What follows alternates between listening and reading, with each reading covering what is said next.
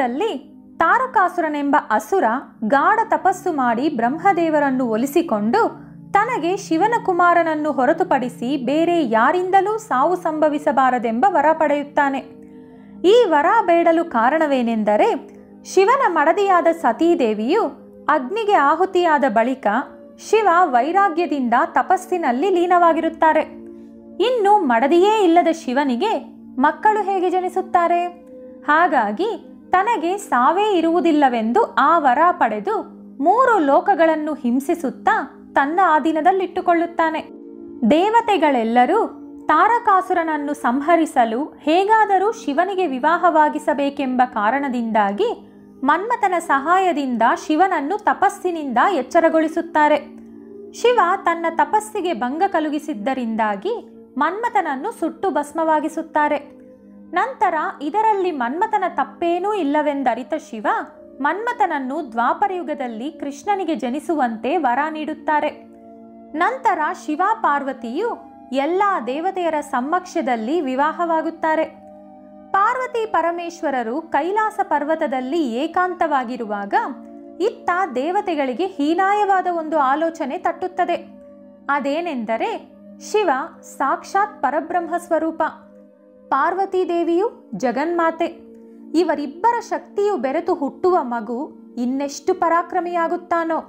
ಅವನ ಶಕ್ತಿಯನ್ನು ಈ ಸೃಷ್ಟಿ ತಡೆಯಲು ಸಾಧ್ಯವೇ? ಭೂದೇವಿ ಅವನನ್ನು ಹೊರಲು ಸಾಧ್ಯವೇ? ಬೋಲಾಶಂಕರ ತನ್ನ ಮಗನನ್ನು ಹಿಡಿತದಲ್ಲಿಟ್ಟುಕೊಳ್ಳಲು ಸಾಧ್ಯವೇ? ಈ ರೀತಿಯಾದ ಯೋಚನೆಗಳನ್ನು ಮನಸ್ಸಿನಲ್ಲಿ ತುಂಬಿಕೊಂಡು ಬ್ರಹ್ಮದೇವರ ಬಳಿ ಹೋಗಿ ತಮ್ಮ ಸಂದೇಹಗಳನ್ನು ತಿಳಿಸುತ್ತಾರೆ ದೇವತೆಗಳು. ನಿಜಕ್ಕೆ ದೇವತೆಗಳು ಹೀಗೆ ಯೋಚಿಸಲು ಕಾರಣ ಶಿವಮಾಯೆ. ಬ್ರಹ್ಮದೇವರು ಸಹ ದೇವತೆಗಳ ಮಾತನ್ನು ಒಪ್ಪುತ್ತಾ ಎಲ್ಲರೂ ಶಿವನ ಬಳಿ ಹೊರಟರು. ವಿಷ್ಣುಮೂರ್ತಿಯನ್ನು ಹೊರತುಪಡಿಸಿ ಎಲ್ಲರೂ ಶಿವಮಾಯೆಯಲ್ಲಿ ಮುಳುಗಿದ್ದರು. ಒಬ್ಬ ವಿಷ್ಣುಮೂರ್ತಿಯನ್ನು ಹೊರತುಪಡಿಸಿ ಎಲ್ಲ ದೇವತೆಗಳು ಶಿವನ ಬಳಿ ಧಾವಿಸಿ ತಮ್ಮ ಸಂದೇಹವನ್ನು ಶಿವನ ಮುಂದಿಡುತ್ತಾರೆ. ಅದಕ್ಕೆ ಶಿವ, ಸರಿ, ಈಗೇನು? ನನ್ನ ತೇಜಸ್ಸು ಪಾರ್ವತೀ ದೇವಿಯೊಂದಿಗೆ ಬೆರೆಯುವಂತಿಲ್ಲ ಎನ್ನುತ್ತಿದ್ದೀರಿ. ಒಪ್ಪುತ್ತೇನೆ. ಹಾಗಾದರೆ ನನ್ನ ತೇಜಸ್ಸನ್ನು ಬೇರೆ ಎಲ್ಲಾದರೂ ಬಿಟ್ಟು ಬಿಡುತ್ತೇನೆ. ಎಲ್ಲಿ ಬಿಡುವುದೆಂದು ಸಹ ನೀವೇ ಸೂಚಿಸಿ ಎನ್ನುತ್ತಾರೆ. ಅದಕ್ಕೆ ದೇವತೆಗಳೆಲ್ಲರೂ ಹಿಮೋತ್ಪರ್ವತದ ಪಾದಗಳ ಬಳಿ ಶಿವನ ತೇಜಸ್ಸನ್ನು ಬಿಡುವಂತೆ ಸೂಚಿಸುತ್ತಾರೆ. ಭೂದೇವಿಯೂ ಸಹ ಸಂತೋಷದಿಂದ ಶಿವನ ತೇಜಸ್ಸನ್ನು ಸ್ವೀಕರಿಸುತ್ತಾರೆ. ಆ ರೀತಿ ಶಿವ ತನ್ನ ತೇಜಸ್ಸನ್ನು ಭೂಲೋಕದಲ್ಲಿ ಬಿಟ್ಟ ಕಾರಣದಿಂದ ಶಿವನ ತೇಜಸ್ಸಿನಿಂದ ಚಿನ್ನ ಭೂಲೋಕದಲ್ಲಿ ಸೃಷ್ಟಿಯಾಗುತ್ತದೆ. ಆ ಚಿನ್ನದಿಂದ ರಾಗಿ, ಹಿತ್ತಾಳೆಯಂತಹ ಅನೇಕ ವಸ್ತುಗಳು ಹುಟ್ಟುತ್ತವೆ. ದೊಡ್ಡ ಸಮಸ್ಯೆ ಬಗೆಹರಿಯಿತೆಂದು ದೇವತೆಗಳೆಲ್ಲರೂ ಸಂತೋಷದಿಂದ ತಮ್ಮ ತಮ್ಮ ನಿವಾಸಕ್ಕೆ ತೆರಳಿದರು. ಆದರೆ ಅಸಲಿ ಸಮಸ್ಯೆ ಮುಂದೆ ಇದೆ ಎಂದು ಅವರಿಗೆ ತಿಳಿದಿರಲಿಲ್ಲ ಪಾಪ. ಪಾರ್ವತೀ ದೇವಿಯು ತನ್ನ ಜ್ಞಾನ ದೃಷ್ಟಿಯಿಂದ ದೇವತೆಗಳ ಸಂಭಾಷಣೆ ಹಾಗೂ ಶಿವ ತನ್ನ ತೇಜಸ್ಸನ್ನು ಹಿಮೋತ್ಪರ್ವತದ ಕೆಳಗೆ ಬಿಟ್ಟಂತಹ ಎಲ್ಲ ವಿಷಯಗಳನ್ನು ತಿಳಿದುಕೊಳ್ಳುತ್ತಾರೆ. ಕೋಪದಿಂದ ಕೆಂಡಾಮಂಡಲವಾಗುತ್ತಾರೆ. ತನಗೆ ಮಗು ಜನಿಸದಂತೆ ಮಾಡಿದರೆ ಯಾವ ತಾಯಿ ತಾನೇ ಕ್ಷಮಿಸುತ್ತಾಳೆ ಹೇಳಿ? ಪಾರ್ವತೀ ದೇವಿಯು ಕೋಪದಿಂದ ದೇವತೆಗಳ ಸಭೆಯೊಳಗೆ ಪ್ರವೇಶಿಸಿ, ವಿವಾಹವಾದ ದಂಪತಿಗಳು ಮಕ್ಕಳಿಗೆ ಜನ್ಮ ನೀಡುವುದು ಸೃಷ್ಟಿಯ ಧರ್ಮ. ಎಂತಹ ಪಾಪಿಗಳು ಸಹ ಗಂಡ ಹೆಂಡತಿಯರನ್ನು ಬೇರ್ಪಡಿಸುವ ಪ್ರಯತ್ನಕ್ಕೆ ಕೈ ಹಾಕುವುದಿಲ್ಲ. ಅದರಲ್ಲೂ ದೇವತೆಗಳಾದ ನೀವು ಇಂತಹ ದೊಡ್ಡ ಪಾಪಕೃತ್ಯವೆಸಗಿದ್ದೀರಿ. ಇಷ್ಟಕ್ಕೂ ನನ್ನ ಪತಿಯ ಬಳಿ ನನ್ನ ತೇಜಸ್ಸನ್ನು ಬಿಡುವಂತೆ ಹೇಳಲು ನಿಮಗೆ ಮನಸ್ಸೇಗೆ ಬಂತು? ನನ್ನ ಪತಿಯೊಂದಿಗೆ ಸಂತೋಷವಾಗಿ ಮಕ್ಕಳಿಗೆ ಜನ್ಮ ನೀಡುವ ಅದೃಷ್ಟ ನೀವೆಲ್ಲರೂ ನನ್ನಿಂದ ನೀರು ಪಾಲಾಗಿಸಿದ್ದೀರಿ. ಈ ನಿಮ್ಮ ಪಾಪಕ್ಕೆ ನೀವೆಲ್ಲರೂ ತಕ್ಕ ಪ್ರಾಯಶ್ಚಿತ ಅನುಭವಿಸಲೇಬೇಕು. ಈ ಕ್ಷಣದಿಂದ ನಿಮ್ಮ ಮಡದಿಯರಿಗೂ ಸಹ ಸಂತಾನವಾಗುವುದಿಲ್ಲವೆಂದು ಶಪಿಸುತ್ತಾರೆ. ಆದ್ದರಿಂದಲೇ ಆಗಿದ್ದಂತಹ 33,000 ಕೋಟಿ ದೇವತೆಗಳ ಸಂಖ್ಯೆ ಹಾಗೇ ಉಳಿಯುವಂತಾಯಿತು. ಅಮೃತ ಸೇವಿಸಿರುವುದರಿಂದ ದೇವತೆಗಳ ಸಂಖ್ಯೆ ಕಡಿಮೆಯೂ ಆಗಲಿಲ್ಲ. ಪಾರ್ವತೀ ದೇವಿಯ ಶಾಪದಿಂದ ಅವರ ಸಂಖ್ಯೆ ಹೆಚ್ಚೂ ಆಗಲಿಲ್ಲ. ಇದು ಅಸಲಿ ಕತೆ. ಹೇಗೋ ಇಲ್ಲಿಯವರೆಗೂ ಬಂದಿದ್ದರಿಂದ ಮುಂದಿನ ಕತೆ ಕೂಡ ತಿಳಿಯೋಣ. ಕುಮಾರ ಸಂಭವದ ಕಥೆಯನ್ನು ಮಧ್ಯಕ್ಕೆ ನಿಲ್ಲಿಸಿದರೆ ಮಹಾಪರಾಧವಾಗುತ್ತದೆ. ಹಾಗೆಯೇ ದೇವತೆಗಳ ನಂತರ ಪಾರ್ವತೀ ದೇವಿಯು ಭೂದೇವಿಯ ಬಳಿ ಬಂದು ಅವರ ಮೇಲೆ ಕಿರುಚಾಡುತ್ತಾರೆ. ನೀನೊಬ್ಬ ಮಹಿಳೆಯಾಗಿ ಬೇರೊಬ್ಬ ಮಹಿಳೆಯ ಪತಿಯ ತೇಜಸ್ಸನ್ನು ಹೇಗೆ ಸ್ವೀಕರಿಸಿದೆ ನೀನು? ಪರಸ್ತ್ರೀ ಗಂಡನ ತೇಜಸ್ಸನ್ನು ಗ್ರಹಿಸುವುದು ಅಪರಾಧವೆಂದು ನಿನಗೆ ತಿಳಿಯದೆ, ಅಥವಾ ಶಂಕರನ ಪತ್ನಿ ನಾನೊಬ್ಬಳಿದ್ದೀನೆಂದು ಮರೆತಿರುವೆಯಾ? ನನ್ನ ಪತಿ ನನಗೆ ನೀಡಬೇಕಾದ ತೇಜಸ್ಸನ್ನು ನನ್ನಿಂದ ದೂರಾಗಿಸಿರುವೆ ನೀನು. ಈ ಪಾಪ ನೀನು ಅನುಭವಿಸಲೇಬೇಕು. ನೀನು ತ್ಯಾಗಮೂರ್ತಿ ಎಂದು ಹೆಸರು ಗಳಿಸಿರುವೆಯಲ್ಲವೇ? ಪರಸ್ತ್ರೀ ಗಂಡನ ತೇಜಸ್ಸನ್ನು ಸಹ ಲೋಕ ಕಲ್ಯಾಣಕ್ಕಾಗಿ ಸ್ವೀಕರಿಸುವಷ್ಟು ತ್ಯಾಗಮೂರ್ತಿಯಲ್ಲವೇ ನೀನು? ಹಾಗಾಗಿ ಈ ಭೂಮಿಯನ್ನು ಪರಿಪಾಲಿಸುವ ಪ್ರತಿಯೊಬ್ಬ ರಾಜನೂ ಸಹ ನಿನ್ನ ಗಂಡನ ಸಮಾನ. ನಿನಗೆ ಇಂದಿನಿಂದ ಕೋಟ್ಯಾಂತರ ಪತಿಗಳೆಂದು ಭೂದೇವಿಯನ್ನು ಶಪಿಸುತ್ತಾರೆ ಪಾರ್ವತೀದೇವಿ. ಆದ್ದರಿಂದಲೇ ರಾಜರನ್ನು ಭೂಪತಿ ಎಂದು ಕರೆಯುತ್ತಾರೆ. ಎಂತಹ ಘೋರವಾದ ಶಾಪವಲ್ಲವೇ ಅದು?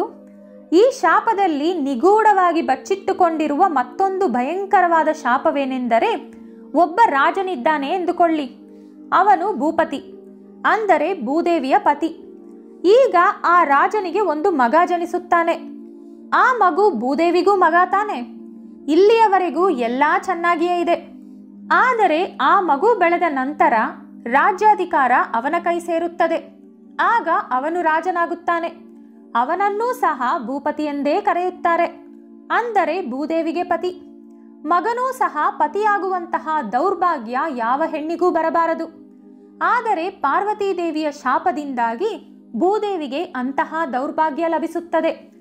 ಭೂದೇವಿಯು ಸಹನಾಮೂರ್ತಿಯಾದ ಕಾರಣದಿಂದ ಅಂತಹ ಹೀನಾಯವಾದ ಶಾಪವನ್ನು ಸಹ ಸಹನೆಯಿಂದ ಸ್ವೀಕರಿಸುತ್ತಾರೆ. ಪಾರ್ವತೀದೇವಿಯ ಶಾಪದಿಂದ ಎಲ್ಲ ದೇವತೆಗಳು ಅಯೋಮಯವಾಗಿದ್ದರು. ಕೆಲ ಸಮಯದ ಬಳಿಕ ದೇವತೆಗಳಿಂದ ಶಿವಮಾಯೆ ದೂರಾಗುತ್ತದೆ. ಅವರವರ ಪ್ರಜ್ಞೆಗೆ ಮರಳಿದ ದೇವತೆಗಳು, ಅಯ್ಯೋ, ಈಗ ಆ ತಾರಕಾಸುರನ ಹಿಂಸೆಯಿಂದ ತಪ್ಪಿಸಿಕೊಳ್ಳಬೇಕಾದರೆ ಶಿವನಿಗೆ ಕುಮಾರ ಜನಿಸಬೇಕು. ಆದ್ದರಿಂದಲೇ ತಾನೇ ನಾವೆಲ್ಲರೂ ಮುಂದೆ ನಿಂತು ಶಿವಪಾರ್ವತಿಯರ ವಿವಾಹ ಮಾಡಿಸಿದ್ದು. ಆದರೆ ಈಗ ಸ್ವತಃ ನಾವೇ ಹೋಗಿ ಅವರಿಗೆ ಮಗು ಜನಿಸದಂತೆ ತಡೆದಿದ್ದೇವೆಂದು ದುಃಖಿಸುತ್ತಾ, ಬ್ರಹ್ಮದೇವರೇ, ಅಪರಾಧವಾಗೋಗಿದೆ, ನಮ್ಮ ಹಳ್ಳ ನಾವೇ ತೋಡಿಕೊಂಡಂತಾಗಿದೆ ಎಂದು ಚರ್ಚೆ ಶುರು ಮಾಡಿದರು. ಇತ್ತ ಬ್ರಹ್ಮಲೋಕದಲ್ಲಿ ದೇವತೆಗಳೆಲ್ಲರೂ ಈಗೇನು ಮಾಡುವುದು? ಹೋಗಲಿ, ಭೂಲೋಕದಲ್ಲಿರುವ ಶಿವನ ತೇಜಸ್ಸನ್ನು ಬೇರೊಬ್ಬ ದೇವತಾ ಸ್ತ್ರೀಯೊಳಗೆ ಪ್ರವೇಶಿಸೋಣವೆಂದರೆ ಪಾರ್ವತೀದೇವಿಯು ನಮಗೆ ಮಕ್ಕಳಾಗುವುದಿಲ್ಲವೆಂದು ಶಪಿಸಿದ್ದಾರೆ. ಈಗೇನು ಮಾಡುವುದೆಂದು ಯೋಚಿಸುವಾಗ ಅವರಿಗೆ ಒಂದು ಉಪಾಯ ಹೊಳೆಯುತ್ತದೆ. ಪಾರ್ವತೀದೇವಿಯ ಸಹೋದರಿಯಾದ ಗಂಗಾದೇವಿಯೊಳಗೆ ಶಿವನ ತೇಜಸ್ಸನ್ನು ಪ್ರವೇಶಿಸಿದರೆ ಹೇಗಿರುತ್ತದೆ? ಗಂಗಾದೇವಿ ತನ್ನ ಸಹೋದರಿಯಾದ್ದರಿಂದ ಪಾರ್ವತೀದೇವಿಯು ಕೋಪಗೊಳ್ಳುವುದಿಲ್ಲ. ಹೇಗಾದರೂ ಶಿವನ ತೇಜಸ್ಸನ್ನು ಸ್ವೀಕರಿಸುವಂತೆ ಗಂಗಾದೇವಿಯನ್ನು ಒಪ್ಪಿಸಬೇಕೆಂದು ದೇವತೆಗಳೆಲ್ಲರೂ ತೀರ್ಮಾನಿಸುತ್ತಾರೆ. ದೇವತೆಗಳು ಗಂಗಾದೇವಿಯ ಬಳಿ ಬಂದು, ಅಮ್ಮ, ತಾರಕಾಸುರನನ್ನು ಸಂಹರಿಸಲು ನಮ್ಮ ಬಳಿ ಉಳಿದಿರುವುದು ಇದೊಂದೇ ದಾರಿ ಎಂದು ಗಂಗಾದೇವಿಯ ಬಳಿ ಬೇಡುತ್ತಾರೆ. ಲೋಕ ಶ್ರೇಯಸ್ಸಿಗಾಗಿ ಗಂಗಾದೇವಿಯೂ ಸಹ ಶಿವನ ತೇಜಸ್ಸನ್ನು ತನ್ನೊಳಗೆ ಸ್ವೀಕರಿಸಲು ಒಪ್ಪುತ್ತಾರೆ. ಆ ರೀತಿ ಶಿವನ ತೇಜಸ್ಸು ಅಗ್ನಿದೇವರ ಸಹಾಯದಿಂದ ಪ್ರಜ್ವಲಿಸುತ್ತಾ ವಾಯುದೇವರ ಸಹಾಯದಿಂದ ಹಿಮೋತ್ಪರ್ವತದಿಂದ ಗಂಗಾ ನದಿಯೊಳಗೆ ಪ್ರವೇಶಿಸುತ್ತದೆ. ಆದರೆ ಗಂಗಾದೇವಿಯಿಂದ ಪರಬ್ರಹ್ಮ ಸ್ವರೂಪವಾದ ಈಶ್ವರನ ತೇಜಸ್ಸನ್ನು ತಡೆಯಲು ಸಾಧ್ಯವಾಗದೆ ಅದನ್ನು ಅದೇ ವೇಗದಲ್ಲಿ ಬಿಟ್ಟು ಬಿಡುತ್ತಾರೆ. ಮತ್ತೆ ಶಿವನ ತೇಜಸ್ಸು ಹಿಮೋತ್ಪರ್ವತದ ಪಾದಗಳ ಬಳಿಯೇ ಸೇರುತ್ತದೆ. ಅಂದರೆ ನಮ್ಮ ಕತೆ ಎಲ್ಲಿ ಶುರುವಾಯಿತೋ ಅಲ್ಲಿಯೇ ನಿಂತಿದೆ. ಶಿವನ ತೇಜಸ್ಸು ಹಿಮೋತ್ಪರ್ವತದ ಪಾದಗಳ ಬಳಿಯಿಂದ ಪಂಚಭೂತಗಳಲ್ಲಿ ಬೆರೆತು ಪರ್ವತದ ಪಕ್ಕದಲ್ಲೇ ಹರಿಯುವಂತಹ ಶರವನ ಕೊಳದೊಳಗೆ ಆ ತೇಜಸ್ಸು ಬೀಳುತ್ತದೆ. ಅದನ್ನು ಶರವನ ತಟಾಕ ಎಂದು ಕರೆಯುತ್ತಾರೆ. ಈ ಶರವನ ತಟಾಕಕ್ಕೊಂದು ಚರಿತ್ರೆ ಇದೆ. ಪೂರ್ವದಲ್ಲಿ ಭಸ್ಮಾಸುರ ಶಿವನ ತಲೆಯ ಮೇಲೆ ಕೈಯಿಟ್ಟು ಶಿವನನ್ನು ಭಸ್ಮವಾಗಿಸಬೇಕೆಂದುಕೊಂಡಾಗ ಶಿವ ಭಸ್ಮಾಸುರನಿಂದ ತಪ್ಪಿಸಿಕೊಳ್ಳುವುದಕ್ಕಾಗಿ ಓಡುತ್ತಿರುತ್ತಾರೆ. ಅದು ಕೂಡ ಶಿವನ ನಾಟಕವೇ ಅಂದುಕೊಳ್ಳಿ. ಆ ಸಮಯದಲ್ಲಿ ಪಾರ್ವತೀದೇವಿಯು ಒಂದು ಕೊಳದ ರೂಪಕ್ಕೆ ಬದಲಾಗುತ್ತಾರೆ. ಭಸ್ಮಾಸುರನ ಮರಣದ ಬಳಿಕ ಪಾರ್ವತೀದೇವಿಯು ಮತ್ತೆ ಅವರ ನಿಜ ರೂಪಕ್ಕೆ ಹಿಂದಿರುಗುತ್ತಾರೆ. ಆದರೆ ಪಾರ್ವತೀದೇವಿಯ ಅಂಶ ಮಾತ್ರ ಈಗಲೂ ಸಹ ಕೊಳದ ರೂಪದಲ್ಲಿ ಅಲ್ಲೇ ಉಳಿದಿದೆ. ಈಗ ಶಿವನ ತೇಜಸ್ಸು ಆ ಕೊಳದೊಳಗೆ ಬೆರೆತ ಕಾರಣದಿಂದ ಪರೋಕ್ಷವಾಗಿ ಆ ತೇಜಸ್ಸು ಪಾರ್ವತೀದೇವಿಯೊಳಗೆ ಬೆರೆತಂತಾಯಿತು. ನೋಡಿದ್ರಾ ಶಿವನ ಮಾಯೆ ಹೇಗಿದೆ ಎಂದು? ದೇವತೆಗಳೆಲ್ಲರೂ ಶಿವನ ತೇಜಸ್ಸು ಪಾರ್ವತೀ ದೇವಿಯೊಳಗೆ ಬೆರೆಯದಿರಲು ಎಷ್ಟೇ ಪ್ರಯತ್ನಿಸಿದರೂ ಸಹ ಕೊನೆಗೆ ಏನಾಗಬೇಕೋ ಅದೇ ಆಯಿತು. ಪಾರ್ವತಿ ಪರಮೇಶ್ವರರ ತೇಜಸ್ಸು ಬೆರೆತು ಒಂದು ಮಗು ಜನಿಸುತ್ತದೆ. ಅವರೇ ಸುಬ್ರಹ್ಮಣ್ಯ ಸ್ವಾಮಿ. ಸುಬ್ರಹ್ಮಣ್ಯ ಸ್ವಾಮಿ ಬೆಳೆದ ನಂತರ ತಾರಕಾಸುರನನ್ನು ಸಂಹರಿಸುತ್ತಾರೆ. ಇದರಿಂದ 3 ಲೋಕಗಳಿಗೂ ನೆಮ್ಮದಿಯಾಯಿತು. ಸ್ನೇಹಿತರೆ, ಇನ್ನೂ ಈ ರೀತಿಯಾದ ಕುತೂಹಲಕಾರಿ ಮಾಹಿತಿಗಳನ್ನು ತಿಳಿಯಲು ತಪ್ಪದೇ ನಮ್ಮ ಚಾನಲ್ ಸಬ್ಸ್ಕ್ರೈಬ್ ಮಾಡ್ಕೊಳ್ಳಿ.